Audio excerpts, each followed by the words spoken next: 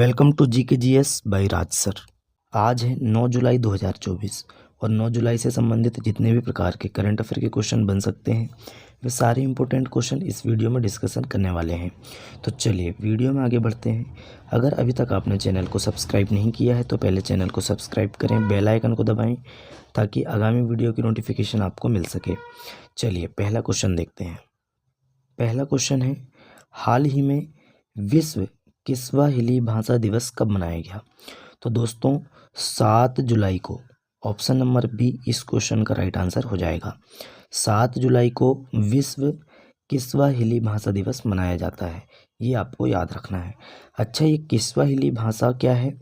तो ये किस्वाहिली भाषा अफ्रीका कॉन्टिनेंट की एक लैंग्वेज है ना, ये आपको याद रखना है।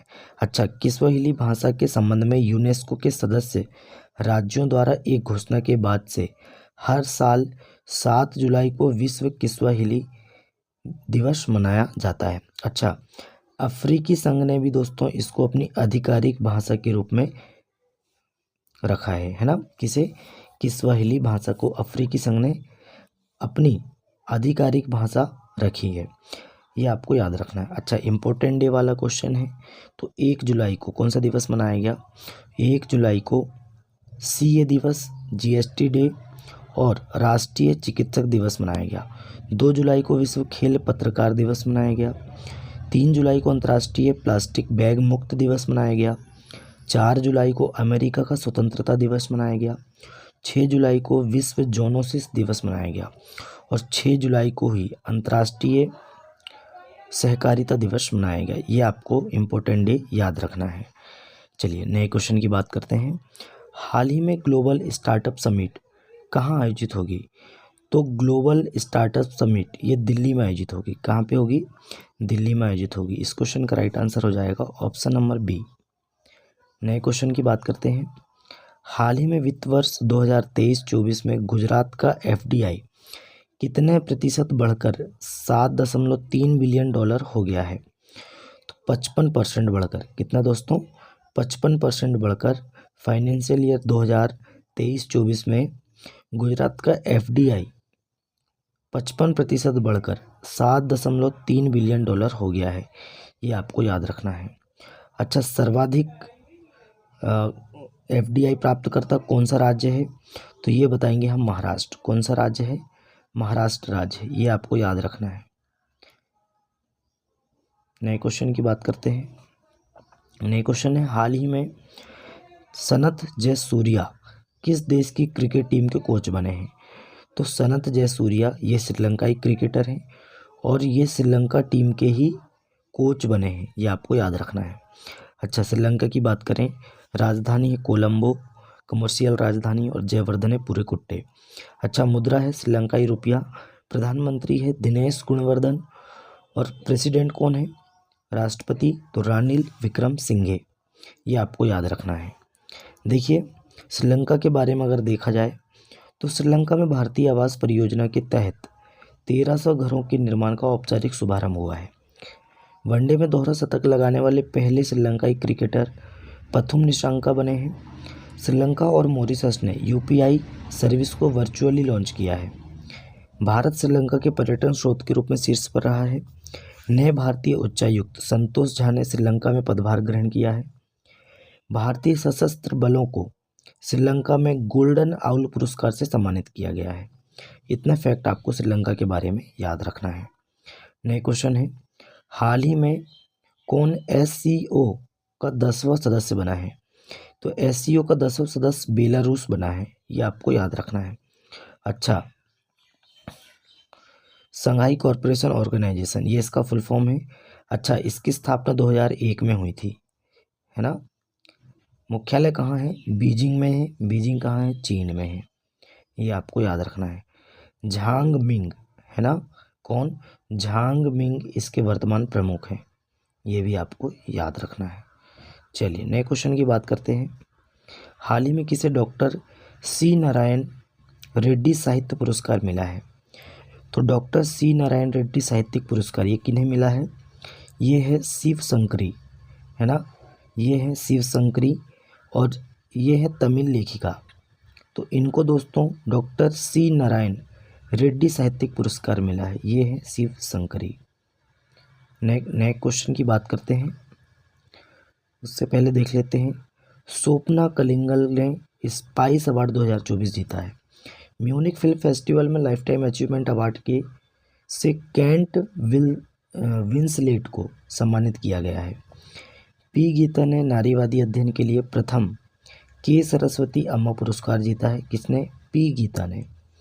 सोमालिया की महिला मीडिया विलेन ने वैश्विक अभिव्यक्ति की स्वतंत्रता पुरस्कार जीता है।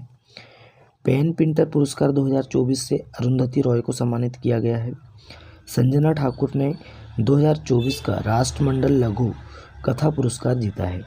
डॉक्टर उषा ठाकुर 12वें विश्व हिंदी सम्मान से सम्मानित हुई है। ये आपको याद रखना है। नए क्वेश्चन की बात कर लेते हैं। हाल ही में किसने एआई संचालित स्वास्थ्य बीमा योजना एलिवेट लॉन्च किया है? अच्छा, ये एलिवेट लॉन्च किया है दोस्तों, ये है एआई संचालित स्वास्थ्य बीमा योजना। तो ये किसने किया है? आईसीआईसीआई लोम्बार्ड ने किया है। इस क्वेश्चन का राइट आंसर हो जाएगा ऑप्शन नंबर बी। नए क्वेश्चन की बात करते हैं। हाल ही में टाटा पावर ने किस राज्य में घर घर सोलर पहल शुरू की है? तो टाटा पावर ने घर घर सोलर पहल ये उत्तर प्रदेश राज्य में शुरू की है। इस क्वेश्चन का राइट आंसर हो जाएगा option number B, Uttar Pradesh. अच्छा, उत्तर प्रदेश की बात करते हैं। उत्तर प्रदेश की राजधानी है लखनऊ। उत्तर प्रदेश की राजधानी लखनऊ। लखनऊ गोमती नदी के किनारे स्थित है। अच्छा, उत्तर प्रदेश के सीएम कौन है? योगी आदित्यनाथ। गवर्नर हैं आनंदीबेन पटेल। ये आपको याद रखना। अच्छा, भारत में संपीड़ित बायोगैस उत्पादन में उत्तर प्रदेश शीर्ष पर रहा है। उत्तर प्रदेश में विश्व का पहला एशियाई किंग कल्चर प्रजनन केंद्र स्थापित किया जाएगा। उत्तर प्रदेश की ई रिक्शा चालक आरती को यूके के महिला सशक्तिकरण पुरस्कार से सम्मानित किया गया है। मथुरा के प्रसिद्ध सांची क्राफ्ट को जीआई टैग मिला है। उत्तर प्रदेश के लखीमपुर खीरी में बायोप्लास्टिक पार्क स्थापित किया जाएगा। मथुरा के प्रसिद्ध सांची क्राफ्ट को जीआई टैग मिला है। महात्मा बुद्ध कृषि एवं प्रौद्योगिकी विश्वविद्यालय का शिलान्यास कुशीनगर उत्तर प्रदेश में किया गया। इतना फैक्ट आपको यूपी के बारे में याद रखना है। नए क्वेश्चन है, हाल ही में किस देश ने 16 कीटों के मानव उपभोग को मंजूरी दी है? तो ये दी है दोस्तों सिंगापुर ने। ऑप्शन नंबर बी इस क्वेश्चन का राइट आंसर हो जाएगा। अच्छा, सिंगापुर की बात करें, राजधानी है सिंगापुर सिटी, मुद्रा है सिंगापुर डॉलर और प्रधानमंत्री है लॉरेंस वोंग। अच्छा, प्रेसिडेंट कौन है? थर्मन सनमुगरत्नम। ये भारतीय मूल के हैं, ये आपको याद रखना है। नए क्वेश्चन की बात करते हैं। हाल ही में किसे होम्योपैथी में उत्कृष्ट कार्य के लिए उत्कृष्टता पुरस्कार मिला है? तो डॉक्टर अर्पित चोपड़ा है ना। Option number C right answer हो जाएगा। ये है डॉक्टर अर्पित चोपड़ा और इन्हें ही होम्योपैथी में उत्कृष्ट कार्य के लिए उत्कृष्टता पुरस्कार मिला है। ये आपको याद रखना है। नए क्वेश्चन है, हाल ही में राष्ट्रपति द्रौपदी मुर्मू ने किस राज्य में उदयगिरी गुफाओं का दौरा किया है? तो महाराष्ट्र राज्य में उदयगिरी की गुफा है और यहाँ पे दोस्तों द्रौपदी मुर्मू जी उदयगिरी की गुफाओं का दौरा किया है। ये आपको याद रखना है। चलिए नए क्वेश्चन की बात कर लेते हैं। नए क्वेश्चन है, उससे पहले देखते हैं, माफ़ी चाहते हैं, नए क्वेश्चन की बात करते हैं। उदयगिरी की गुफाएं देखिए ओडिशा राज्य में, माफ़ी चाहते हैं, ओडिशा राज्य का दौरा किया है राष्ट्रपति द्रौपदी मुर्मू जी ने। अच्छा, अब बात करते हैं ओडिशा की। ओडिशा की राजधानी क्या है? भुवनेश्वर। सीएम कौन है? मोहन चरण मांझी और गवर्नर हैं रघुवर दास। अच्छा, सुरमा पाड़ी ओडिशा की विधानसभा की दूसरी महिला अध्यक्ष बनी है। केंद्रीय मंत्री धर्मेंद्र प्रधान जी ने ओडिशा के संबलपुर में भारत के पहले स्किल इंडिया सेंटर का उद्घाटन किया है। ओडिशा सरकार ने स्वयं योजना लॉन्च की है। ओडिशा में गुप्तेश्वर वन को जैव विविधता विरासत स्थल घोषित किया जाएगा या किया गया है। भुवनेश्वर में बारामुंडा आईएसबीटी का नाम BR अम्बेडकर के नाम पर रखा जाएगा।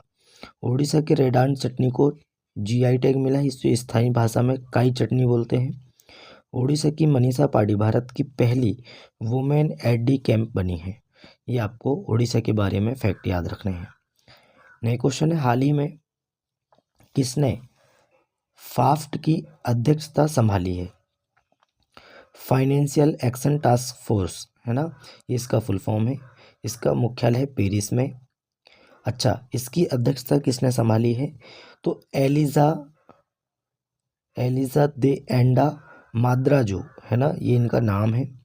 एलिजा दे एंड्रा माद्राजो ये है, ये आपको याद रखना है। इन्होंने अभी फाफ्ट की अध्यक्षता संभाली है। नए क्वेश्चन की बात कर लेते हैं। नए क्वेश्चन है, हाल ही में कौन सी राज्य सरकार नेपाल सीमा पर मित्र वन स्थापित करेगी? ये करेगी दोस्तों उत्तर प्रदेश सरकार। कौन करेगी? उत्तर प्रदेश सरकार नेपाल की सीमा पर मित्र वन स्थापित करने वाली है। नए क्वेश्चन की बात कर लेते हैं।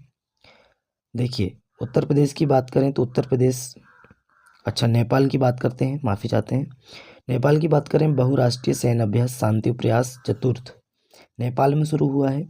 नेपाल के तमांग समुदाय ने सोनम लोसार के अवसर पर नया साल मनाया है। नेपाल अगले 10 वर्षों में भारत को 10,000 मेगावाट बिजली का निर्यात करेगा। आधिकारिक तौर पर समलैंगिक विवाह का पंजीकरण करने वाला पहला दक्षिण एशियाई देश नेपाल बना है। भारत और नेपाल के बीच झूलाघाट सस्पेंशन ब्रिज पूरी तरह से चालू हो गया है। नेपाल ने T20I में सर्वोच्च स्कोर का रिकॉर्ड बनाया है। गाई जात्रा उत्सव नेपाल में मनाया गया है। अच्छा, नेपाल की बात करें, नेपाल की राजधानी है काठमांडू। अच्छा, नेपाल के PM कौन है? प्रधानमंत्री हैं पुष्प कमल दहल प्रचंड। अच्छा, नेपाल के राष्ट्रपति कौन है? रामचंद्र पौंडे, ये आपको याद रखना है। नए क्वेश्चन की बात करते हैं। हाल ही में किसने ब्रिटिश ग्रैंड प्रिक्स 2024 जीता है? तो ये जीता है दोस्तों लुइस हैमिल्टन है ना। ऑप्शन नंबर सी इस क्वेश्चन का राइट आंसर हो जाएगा। अच्छा, कुछ ग्रैंड प्रिक्स विजेता के बारे में बात करते हैं। देखिए, मैक्स वेस्टापेन ने स्पेनिश ग्रैंड प्रिक्स जीता है। मैक्स वेस्टापेन ने ही मेडन संघाई ग्रैंड प्रिक्स जीता है। Las Vegas Grand Prix Max Verstappen ने जीता है। Mexico City Grand Prix Max Verstappen ने जीता है। अच्छा, इंडियन ग्रैंड प्रिक्स ये मार्को बेचेंजी ने जीता है। ये आपको इम्पोर्टेंट है, ये तो याद रखना है, क्वेश्चन आएगा ये वाला 100% है, ये आने की संभावनाएं हैं। अच्छा, Singapore grand prix Carlos Sainz ने जीता है। मैक्स वर्स्टपेन ने इटालियन ग्रैंड प्रिक्स जीता है और डच ग्रैंड प्रिक्स भी मैक्स वर्स्टपेन ने ही जीता है, ये आपको याद रखना है। लास्ट क्वेश्चन है, हाल ही में यूके की पहली महिला वित्त मंत्री कौन बनी? तो पहली महिला यूके की वित्त मंत्री कौन बनी है? Rachel Reeves. Option number B इस क्वेश्चन का राइट आंसर हो जाएगा। अच्छा, ये है राचेल रिव्स और ये दोस्तों पहली महिला है यूके की जो वित्त मंत्री बनी है। अच्छा, बात करते हैं लिसा नंदी, ये आपने नाम सुना होगा। ये भारतीय मूल की मंत्री बनी है, ये आपको याद रखना है। दोस्तों, आज का हमारा करंट अफेयर के क्वेश्चन यहीं समाप्त होते हैं। वीडियो कैसा लगा कमेंट करके बताएं। अपने दोस्तों में ज़्यादा से ज़्यादा वीडियो को शेयर करें, लाइक करें और चैनल को सब्सक्राइब करें। चलिए दोस्तों, मिलते हैं तब तक के लिए नए वीडियो में। जय हिंद, जय भारत।